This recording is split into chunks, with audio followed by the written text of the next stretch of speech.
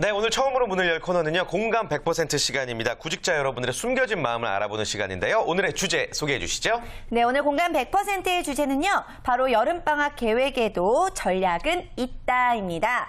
자, 본격적인 여름방학에 들어서면서 대학생들을 비롯한 취업준비생들에게는 시간적 여유를 느끼는 것도 아주 잠깐, 보이지 않는 미래에 대한 조급함이 더욱더 가중되고 있다는데요. 여름방학을 맞은 취업준비생들의 불안한 마음을 달래주고 방학을 이용해서 준비해야 할 전략은 어떤 것들이 있는지 오늘 공감 100%를 통해서 알아보겠습니다.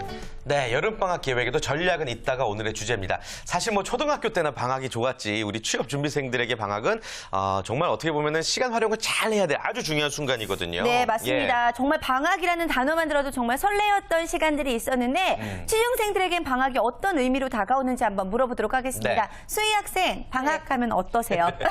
방학 예전에는 참 좋았는데요. 예. 지금은 예전이나 그러니까 학기 때나 지금이나 별다른 게 없는 것 같아요. 학기 때도 어차피 수업은 안 갔으니까 그때랑 지금이랑 일과도 변한 게 없고 맨날 아르바이트 갔다가 스터디하고 계속 반복되는 일상이죠. 일과가 똑같군요. 어떻게 네, 보면. 네. 그래요. 안타깝습니다. 동현 학생은 네. 어때요? 네, 저도 좀 비슷한데요. 이제 준비 전에는 시간이 많이 남으니까 뭐 할까 고민을 많이 했었는데 네. 지금은 이제 인턴을 하니까 어떻게 시간을 쪼갤까 하는 생각을 많이 하고 있습니다. 네. 하루 일과가 많이 달라요? 네, 그렇죠. 아무래도 이제 일을 하다 보면은 오전하고 이제 6시까지는 일을 꼭 해야 되니까 예.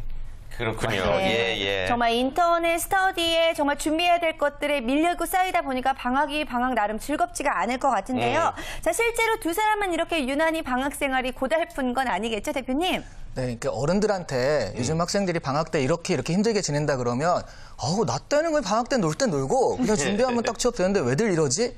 시대가 변했거든요. 예. 그러니까 이 두 학생이 좀 특이한 형태가 아니라 오히려 가장 일반적인 형태의 모습을 보여주고 있고요. 취업포털 인크루트가 대학생 411명을 대상으로 조사한 바에 따르면 61.1%가 이미 그 구직을 위한 계획들, 그러니까 방학 때 그런 것들을 세워놓고 그리고 그런 것들을 할 계획이 있다라고 답을 했다고 그래요. 네. 그렇군요. 10명 중 6명 이상이 방학에도 취업에 대한 의지를 불태우고 있다는 건데 구체적으로 어떤 계획을 세우고 실천하고 있습니까? 예, 이제 구체적인 계획을 또 자세히 또 조사를 해보니까 네. 일단 자격증 취득이 23.4%로 가장 많고요. 예. 또 어학 관련해가지고 점수를 좀 따겠다. 23.1이니까 거의 비등비등하죠. 그다음에 경력을 위한 아르바이트를 하겠다. 또 기업 인턴십에 참여하겠다. 그다음에 어떤 취업 관련 교육이나 프로그램에 참가하겠다. 뭐 이런 것들이 있었고요. 봉사활동이나 해외여행 같은 것들을 계획 중인 대학생도 있었고 또 소수 의견으로는 공무원 준비나 실습 같은 것들을 하겠다. 이런 것도 있었는데요. 뭐 무엇보다도 계획은 거창하잖아요. 네. 그래요. 실천이 중요하겠죠. 네, 저 때까지만 해도 정말 푹 자겠다라는 여름방학 계획이 있곤 했었는데 요즘 학생들은 정말 계획도 다양한 것 같습니다. 자, 그렇다면 활동을 실천하기 위한 전략들도 남다른 전략들이 좀 있을 것 같은데 어떻게 실천을 하고 있던가요? 예, 일단 이 친구들한테 그럼 네가 계획한 것에 대해서 어떻게 실천하겠니? 라고 또 물어보니까 예. 절반이 넘는 51.8%가 도서관 또는 집에서 독학을 하겠다라고 답을 했거든요. 그다음에 뭐 학원 강의를 수강하겠다 21%, 그다음에 스터디에 참여하겠다 12.7%고요. 취업 컨설팅을 받겠다 11.6이고 기타가 2.8이거든요. 근데 이 설문조사를 가만히 잘 보시면 거의 한 80~90%가 공부를 하겠다예요. 그러게요. 네, 근데 사실 이 공부라는 게 그 점수를 얻거나 자격증 그 따거나 그런 데는 도움이 될 수 있어도 네. 실제 우리가 생각하는 여러 가지 경력이라든가 이런 거는 좀 아니잖아요. 네. 그래서 자기들이 계획한 바랑은 약간 어긋나는 경향을 보였죠. 그렇군요. 네. 아무래도 이 심적 부담감이 이런 결과를 만들어내는 것 같습니다. 아마 지기 싫어하는 그런 학생들의 심리 때문 아닐까요? 네, 그 여름방학에도 왜 이렇게 취업을 준비하냐 그랬더니 일단 방학 때 하지 않으면 나중엔 어려울 것 같다라는 게 그 49.8%로 거의 반 정도를 차지했어요. 근데 이 당연한 게요.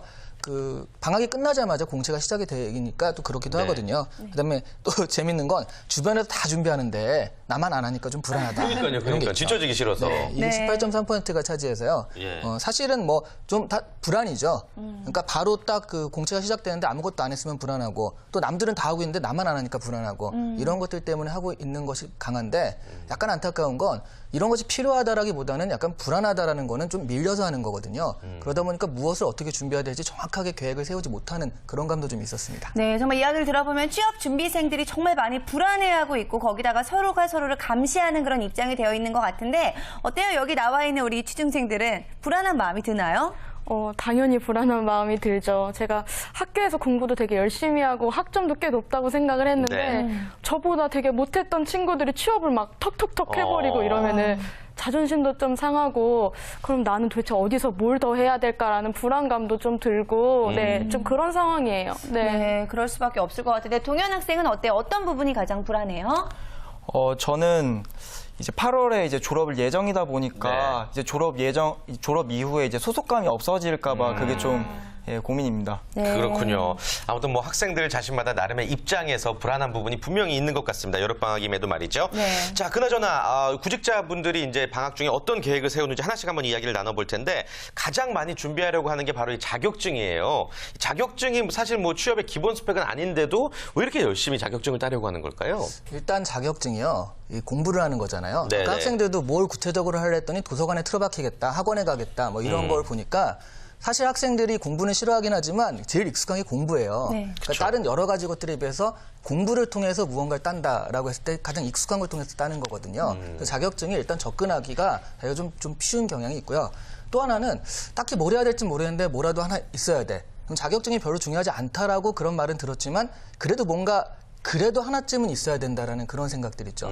가령 이런 거 있잖아요. 뭐 주식이 있는데 되게 잘 나가는 주식은 아니고 500원짜리야. 그러면 이게 별로 이제 큰 그게 없잖아요. 그러니까 일단 없는 것보다 낫지 하고 산단 말이죠. 근데 실제로는 그걸 산 다음에 그래도 혹시나 하고 계속 이제 신경을 쓰게 돼요. 네. 그런 거랑 좀 비슷하게 자격증도 없는 것보단 낫지라고 이렇게 하는데 따기 쉬운 자격증도 있거든요. 근데 그런 부분에 있어서 시간이 들어가는 것도 사실이고 어쨌든 얼마나도 자기의 신경이 들어가는 거니까 사실 꼭 이걸 따야 되는가라는 그런 의문은 계속 들고 있어요. 네, 상황이 정말 이렇다 보니까 자격증이라는 것을 이용하는 사람들도 정말 네. 많고 어떤 의미에 있어서는 이 자격증이라는 의미 자체가 많이 퇴색된 게 아닌가 싶기도 해요. 네, 그러니까 사실은 이 취업용 스펙 자격증이라는 게 있습니다. 스펙 자격증이요? 네, 예. 그게 취업용으로 이게 굉장히 좋을 수 있다라고 광고를 해가지고 자격증을 좀 따라라고 많이 광고를 하는 건데 네. 한마디로 민간 단체들의 자격증 장사거든요. 네. 이제 대표적으로 이제 모스 자격증이라고 마이크로소프트를 활용한 그런 엑셀이라든가 워드를 활용하는 그런 자격증이 있는데 이런 부분들은 많이들 갖고 있어요. 근데 실제로 이런 걸 인정하냐 그러면 기업에서는 거기다 가산점을 주거나 그런 경향이 거의 없거든요.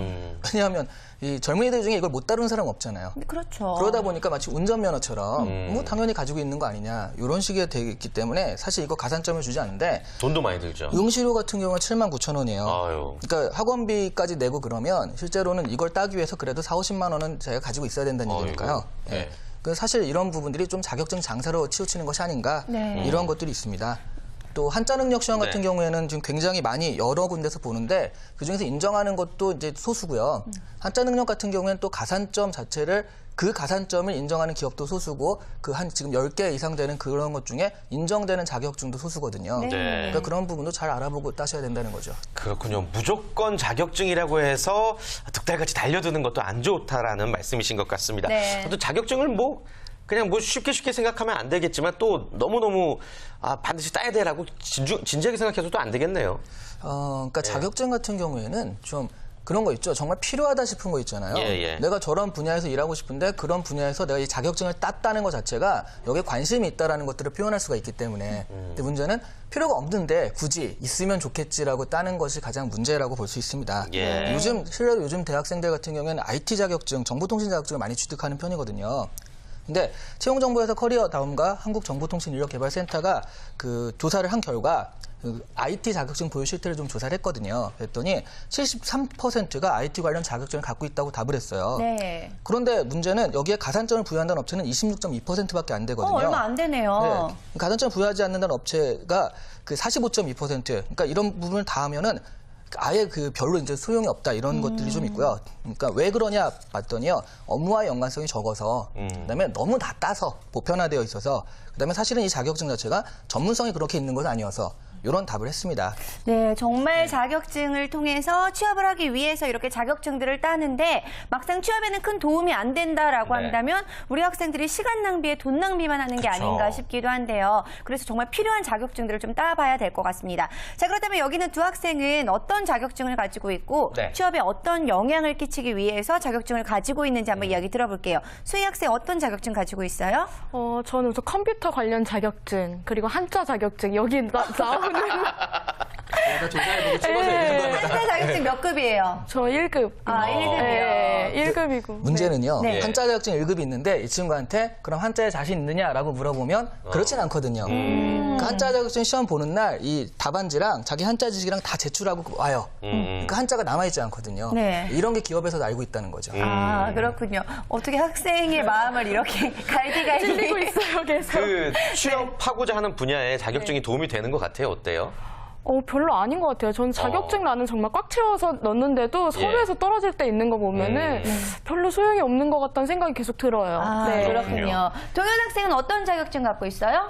저도 이시안 전문가님께서 말씀하신 것처럼 컴퓨터랑 이제 한자 자격증 이제 기본적으로 그리고 또 기본적인 금융 자격증 정도 보유하고 있습니다. 금융 자격증은 어떤? 네. 뭐 3종 세트라고 말하는 그런 투자 상담사. 예. 아. 그 정도 갖고 있습니다. 아, 3종은 그렇군요. 다 가지고 있어요? 네. 아, 그렇군요. 예. 어떻게 취업에 좀 도움이 될 수 있는 자격증인가요, 대표님? 아, 참 어려운 질문을 앞에 대놓고 지금. 예. 그러니까 이게 보편적이어서 안 된다는 것도 있거든요. 운전면허증처럼 많이들 갖고 있으니까. 네. 그리고 사실 기본적으로 뭐 그런 건 갖고 있어야 된다, 그런 능력을 갖고 있어야 된다 이렇게 생각하는 것도 있고요. 지금 말씀하신 금융 3종 같은 경우에는 금융계 쪽에서는 이제 많이 필요하죠. 금융계가 아닌 쪽은 뭐 필요가 없겠지만 그런 쪽에서는 기본적으로 갖고 있는 자격증 맞습니다. 그렇다면은 이시안 대표님이 만약에 2명의 취업 준비생이라고 예. 한다면은 어떤 자격증에 좀 주력하고 싶으신지 말씀을 좀 해주세요. 자격증 따위엔 주력하고 싶지 않고요. 그렇군요. 왜냐하면 그게 너무 많다 보니까요. 그리고 또 아까 자격증 장사하는 데가 또 많아요. 예. 그러다 보니까 그런 지금 인사 담당자도 생각해보면 2, 3년 전에 취업 준비생이었거든요. 그분들도 모르는 건 아니라는 거죠. 그래서 자격증에 대해서 어떤 가산점 부여하는 것들이 있어도 점점 없어지고 있어요. 네. 한자 자격증, 한자 가산점을 하겠다는데도 내년에는 안 하겠다 뭐 이런 얘기가 돌고 있고 막 그러니까요. 그래서 그런 자격증보다는 실제로 남들과 차별화 전략. 그러니까 자격증이 너무 보편화돼서 문제다라는 건 결국 차별화가 안 되어 있다는 거니까 네. 자격증 외에 다른 차별화 전략이 좀 주력할 것 같습니다. 네. 이시안 대표님이 취준생이라면 자격증 따위는 신경 안 쓸 것 같다라는 말씀을 여러분들 잘 새겨 들으셔야 될 것 같습니다. 네. 아무튼 이 무분별한 자격증이 계속해서 생겨나는 것도 분명히 취업 시장에서 문제가 되는 부분이고 자격증을 좀 줄여야 되겠죠. 자격증을 뭐 취준생 입장에서 예. 내가 줄여야겠다라고 하기엔 그렇고요. 사실은 좀 발급하는 기관이. 네, 그렇죠. 예, 예. 그런 부분에 있어서 좀 무분별하게 많이 발급돼가지고 그런 부분을 보면 불안하거든요. 네. 자격증이 2,000개, 3,000개 되는데 나는 그중에 하나도 없다라고 한다면 불안해서 그런 거라서 정부에서 좀 이런 부분을 좀 강력하게 감독을 해서 필요한 자격증, 정말로 필요한 자격증을 좀 세심하게 인정하는 그런 제도가 좀 필요할 것 같습니다. 네, 그렇군요. 아무래도 기업 입장에서 그럴 수도 있을 것 같은데 그렇다면은요, 이시안 대표님이 우리 두 학생에게 좀 당부의 말씀을 해주셔야 될 것 같은데요. 네. 어떻게 해야 된다? 지금 뭐 자격증 같은 건 필요가 없다라고 말씀을 해주셨는데 조금 더 구체적으로 좀 말씀을 해주시는 게 학생들에게 도움이 될 것 같아요. 아, 참, 이게 구체적으로. 그럼 이렇게 하죠. 가령 토익 같은 경우가 토익 점수가 그렇게 필요가 없다라는 얘기가 많이 나오잖아요. 근데 토익 점수가 필요가 없는 거지 영어 실력이 필요 없는 건 아니거든요. 네. 실제로 영어 회화를 하고 하는 건 기업에서 정말 필요한 능력이죠. 자격증도 마찬가지예요. 자격증에서 원하는 어떤 IT를 잘 다루는 것들은 굉장히 필요한데요. 네. 그거에 대한 점수는 왜냐하면 그 점수가 곧 그대로 그 실력이 된다라고 생각하지 않기 때문에 이런 것들이 자격증이 필요 없는 경우에 나타나는 겁니다. 네. 그러니까 내가 어떤 분야에 관심이 있다라고 한다면 실제로 그런 분야에서 필요한 능력들을 잘 만들 수 있는 그런 경험들, 경력들 그런 것들을 어필해야지 현재로서는 자격증이 그런 부분에 어필이 좀 덜 되고 있다. 이런 거니까 실제로는 내가 제일 중요한 건 내가 하고 싶은 일이 뭐고 거기서 필요한 게 뭔지를 정확히 알아야지 거기에 대해서 경력을 쌓을 거 아니에요. 네. 그런 식의 어떤 계획들이 세워져야 된다 그런 거죠. 네, 정말 방학이라는 소중한 시간을 이제 필요하지도 않은 자격증에 연연하기보다는 자신에게 필요한 자격증이 어떤 것인지 좀 확실하게 알고 따는 것이 좋을 것 같습니다. 자, 그리고 여름방학에 또 빠질 수가 없는 게 이 외국어 공부가 아닐까 싶은데 수희 학생 같은 경우에는 중국어 전공이기 때문에 또 중국어 하나만큼은 꽉 잡고 있을 것 같은데 동현 학생은 어떻게 방학을 맞아서 외국어 공부하고 있나요?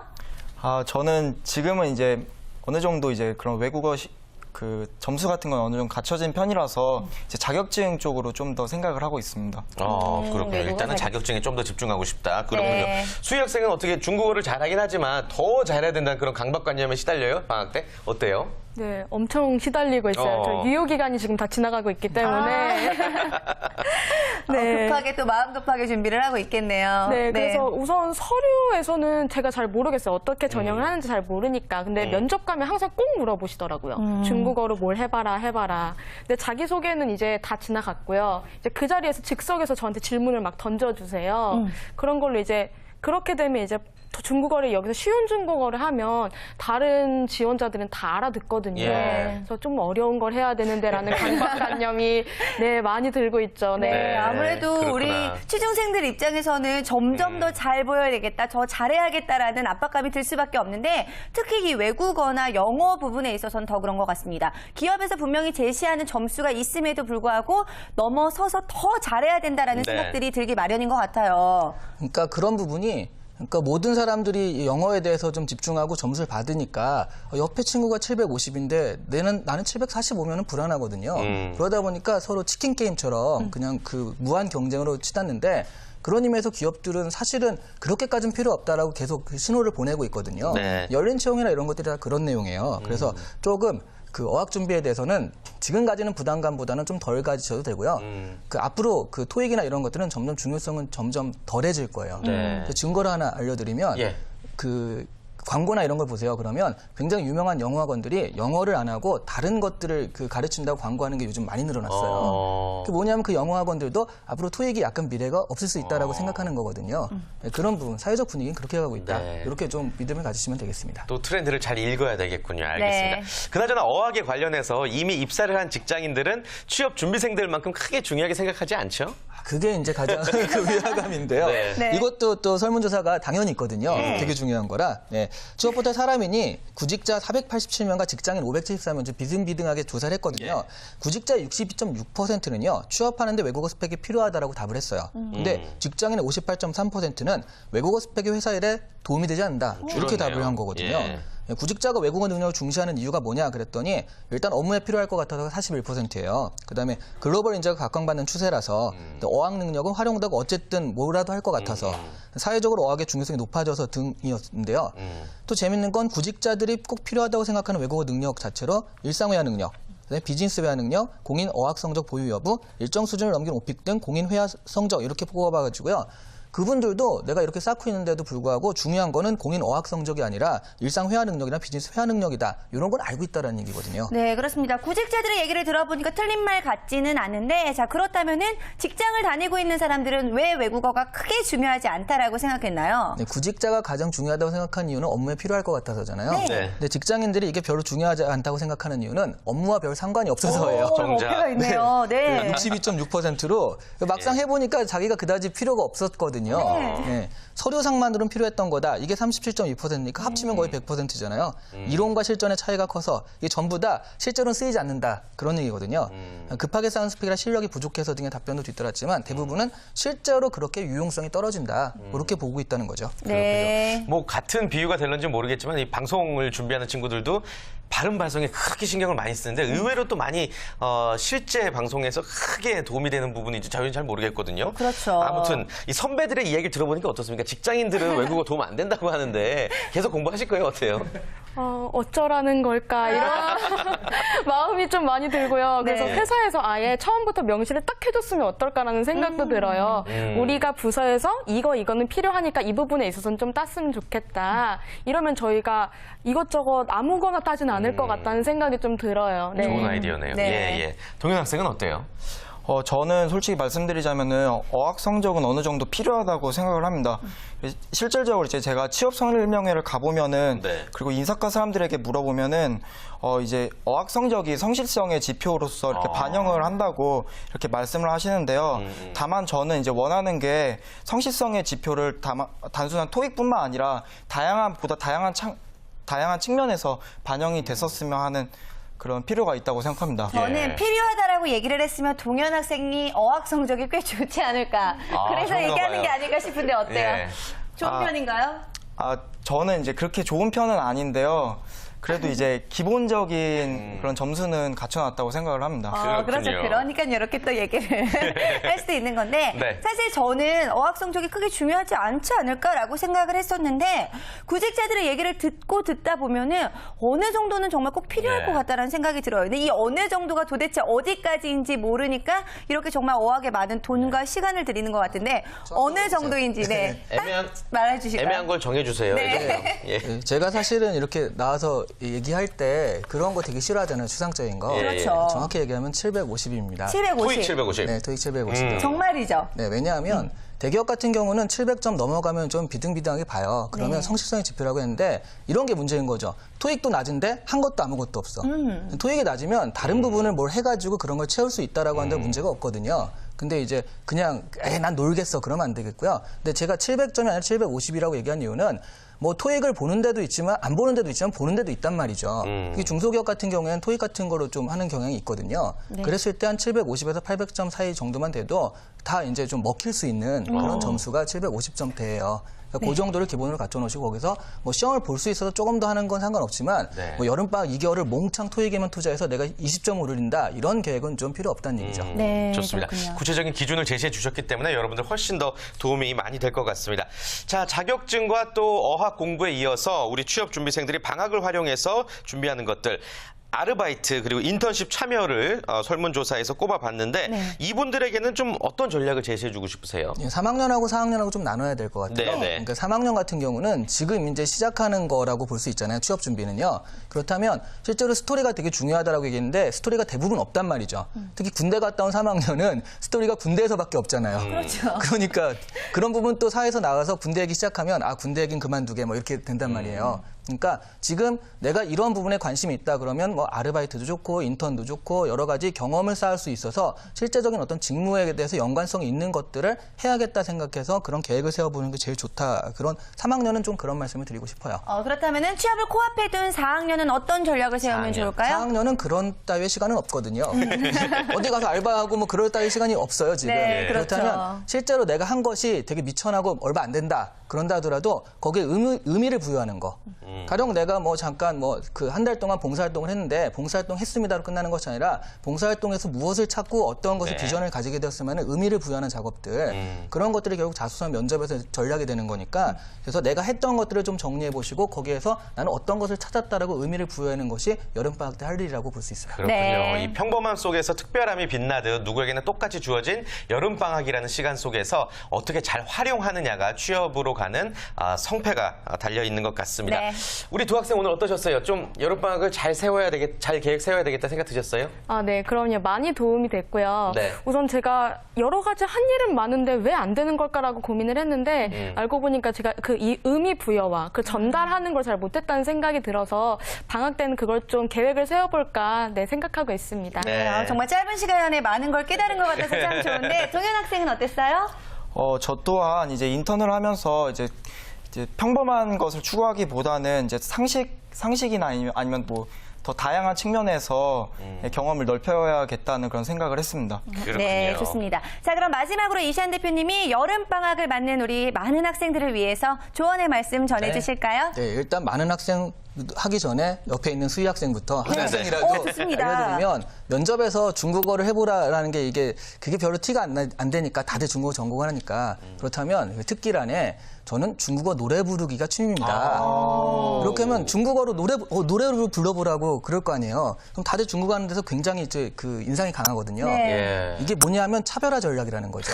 그러니까 자격증이 너무 많이 하니까 필요 없다가 되고 영어도 이 정도 하면 그렇다라고 한다면 제가 스토리를 부여하는 것도 남들 다 아는 스토리는 필요가 없어요. 남들과 다르게 뭘 했냐. 그게 차별화 전략인데 이 여름방학 때 어떻게 하면 내가 남과 다르게 이런 얘기를 할 수 있을 것인가. 차별화에 대한 고민을 계속 해보셔야 된다는 거죠. 네, 네, 아주 좋은 말씀 우리 학생들 잘 참고하시길 바라겠습니다. 네. 자, 오늘 공감 100%는 여기서 마무리 짓도록 하겠고요. 다음 주에도 구직자분들을 위한 좋은 이야기, 도움되는 정보들 저희는 준비하도록 하겠습니다. 네, 저희는 잠시 후 2부에서 돌아오도록 할 텐데요. 자, 먼저 취업과 관련된 정보들 전해드리는 취업 정보 백스 함께 하겠고요. 네, 거기 어때 코너에서는요. 국민연금공단의 인턴 체험기를 여러분께 생생하게 전해드리도록 하겠습니다. 여러분들 멀리 가지 마시고요. 잔명거진 채널 고정. 고정.